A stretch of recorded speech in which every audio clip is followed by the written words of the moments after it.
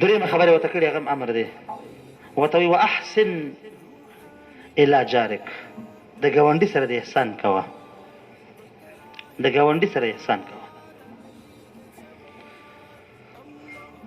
رب العالمین موږ او تاسو باندې مخلوقاتو ډېر حقونه ایښي دي. په مخلوقاتو کې د انسانانو را باندې بیا حقونه ایښي دي، بیا په انسانانو کې مراتب دي. نو کله مسلمان انسانانو ته چاته د مریض نوم دی، د مریض خپل حقونه دي، نو چاته بیا د ګاونډي نوم دی، د ګاونډي خپل حقونه دي. څوک بیا مسلمان یم، د مسلمان بیا خپل حقونه دي، اکرام مسلم. رب العالمین درنه دا غواړي، دا به غواړي درنه چې د خپل ګاونډي سره ښه کوه. ګاونډي د الله مخلوق دی. دا چې هر حتی په حدیثو کې به مسله راځي، داسې ګاونډیان شته چې درې حقونه دي، مسلمان هم دی، خپلوان دي هم دی، او ګاونډي هم دی. د دوو حقونو والا هم شته، د دوو حقونو والا هم شته.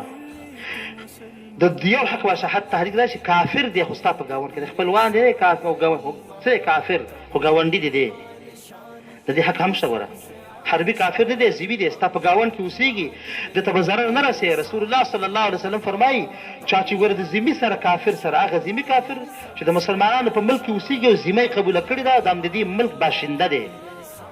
او بیا وایي چې زه مطلب د معاهده چې د اسلام په خلاف کار نه کوي، خپل کار به کوي، په خپلو ګرجو کې کوي، که فرش کې کوي. حدیث کوي چې داسې ذمي سره چا غدر وکړو، داسې سره غدر وکړو، نبي صلی الله فرمایي د جنت بوی هم پې حرام دی. لم یرح رائحة الجنه، د جنت بوی پې را حرام دی.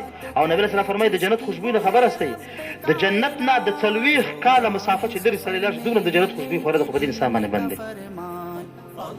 موږ نه مسلمان ګاونډي او خپلوان ګاونډي څنګه نه، خپلوالي در باندې بېل حق دی، د مسلمانۍ در باندې بېل حق دی.